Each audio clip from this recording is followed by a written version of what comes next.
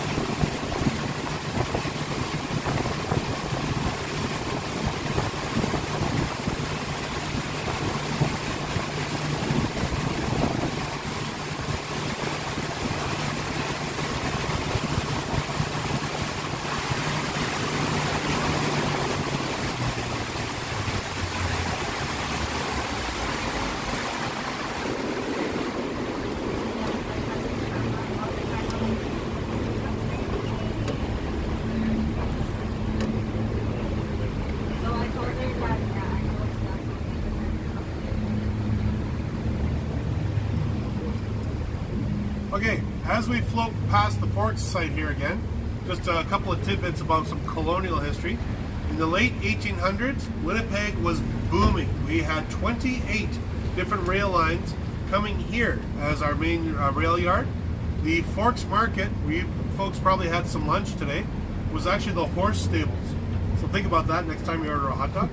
Those horses were run 24/7, loading and unloading those 28 different rail lines. That building behind the trees was the Johnson Terminal. That was the main warehouse. And behind that was the Children's Museum. But in the day, it was the main garage for fixing the steam locomotives. This area was taken over by Parks Canada to make it a historic site in the 1980s. And they installed the harbor for us in the 1990s. And as I float by here, look at that retainer wall behind the ticket booth. Do you see the blue stripe on that retainer wall? Yeah. Well, that blue stripe is the flood level of the 1950 flood.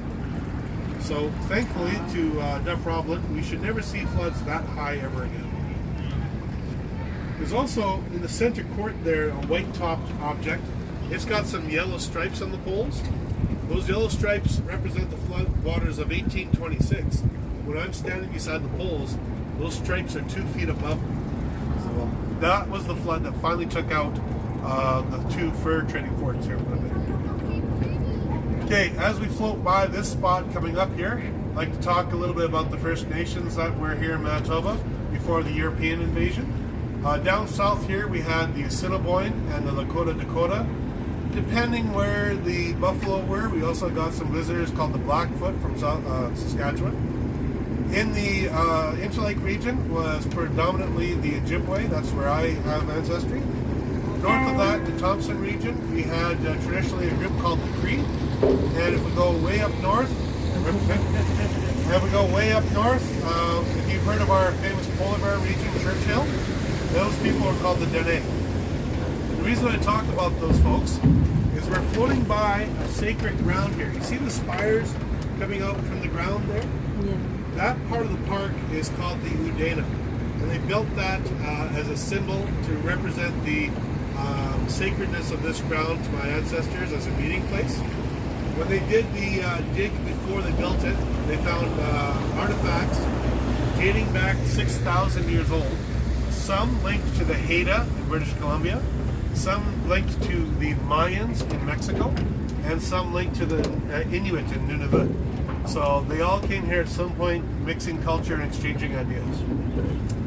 Wow. Now, if you look off the starboard side, you'll see a perfect example here. The waters are mixing. There's some light brown close to the boat, and there's some dark brown over there. This is an OG Cree word meaning Winnipeg, and that means the mixing of dirty waters. And that's been massaged in Winnipeg, and that most people say that's the mixing of muddy waters. So that's where Winnipeg comes from. If you look at a map of Manitoba, we have two huge inland seas. One's called Lake Manitoba, and the other one is Lake Winnipeg. But both of them have a narrowing in the middle, and that narrowing comes from an Ojibwe word meaning narrowing of great spirit, and that's Manitoba. So Winnipeg and Manitoba. One last thing, this river here, as you look around, is huge. This is now the Red River. It comes from the United States. We don't hold that against it. It flows northward, comes over the border, comes through our great city, Winnipeg, goes northward into Lake Winnipeg, 10th largest lake in the world, by the way. We also have the water leaving the lake into Nelson River, which creates all of our hydroelectricity. We don't burn any fuels for our electricity here in Manitoba. And then it goes into Hudson's Bay. So the water that we're sitting on right now will eventually see a polar bear in about 4 months' time.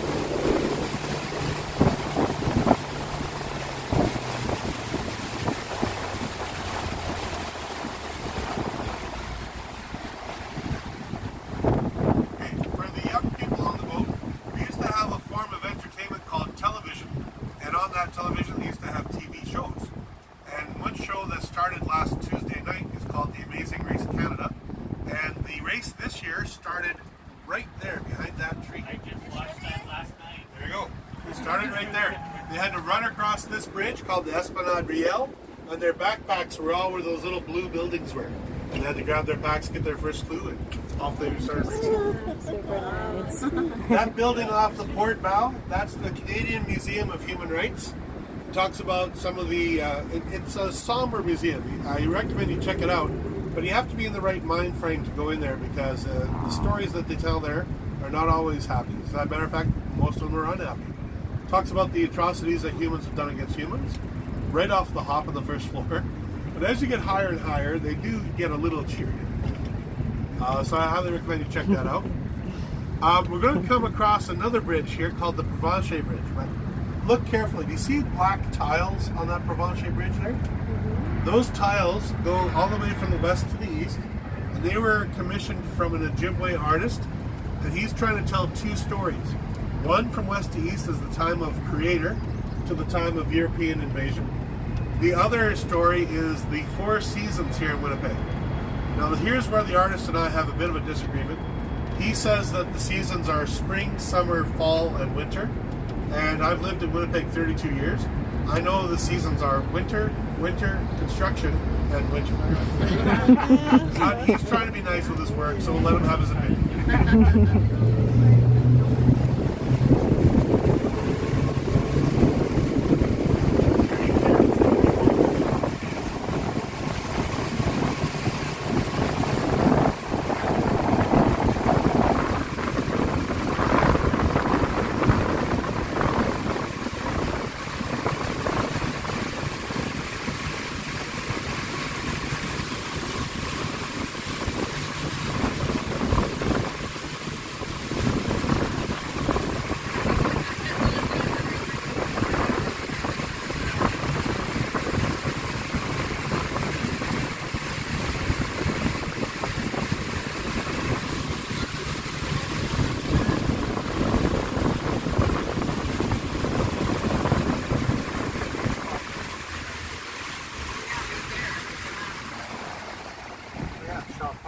Okay, just off the port side of the boat, you'll see the Canadian flag. It's not really flapping right now, but it's right beside the sign that says Shaw Park. You can see it through the trees there.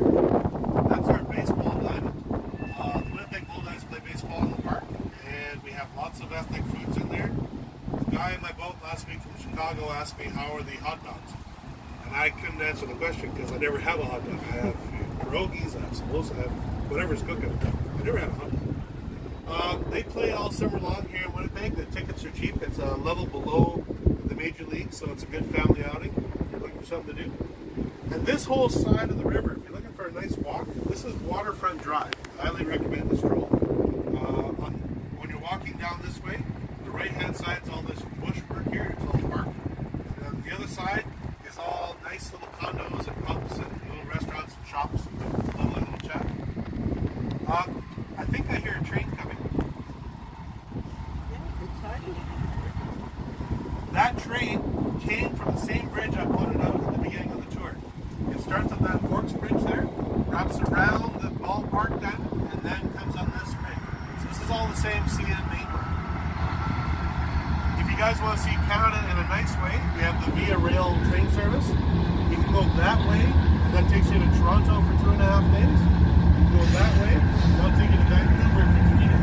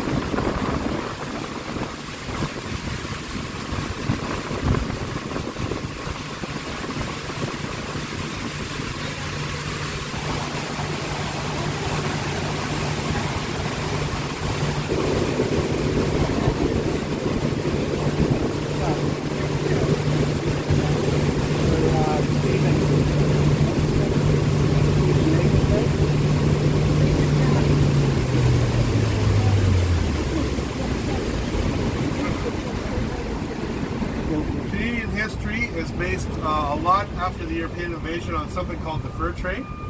Off to the starboard side, right to the right of those evergreen trees, you see some grayed out logs there, old logs, and then some roof lines. That is a recreation of Fort Gibraltar. It's a fur trading post from the late 1700s, and that belongs to the Northwest Company. They're the French side, and they employed a lot of Métis people during the fur trade. That side was mostly a lower Fort Garry. That was the English side, Hudson's Bay Company. Northwest Company still has their headquarters in Winnipeg. Hudson's Bay Company still operates. They run the Bay stores in Winnipeg, in Canada, and they're reopening the Zeller stores. I don't know why, but they are. You're in Winnipeg? All over Canada. Yeah. If you like photography, I've always found that shot of the Winnipeg skyline to be nice. If you want to take a shot of that. Oh, really?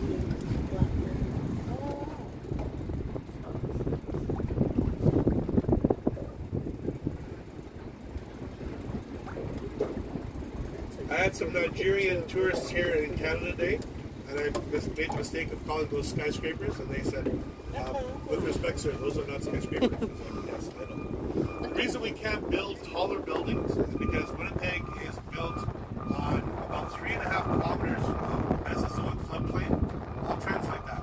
Mud. So we can't actually build super tall buildings because we have no bedrock to drill into. Right in front of us are the Alexander Docks. During the heyday of Winnipeg in the late 1800s, steamships would come down from Lake Winnipeg with fur, timbers, and fish. And steamships would come up from the United States with all the manufacturing goods.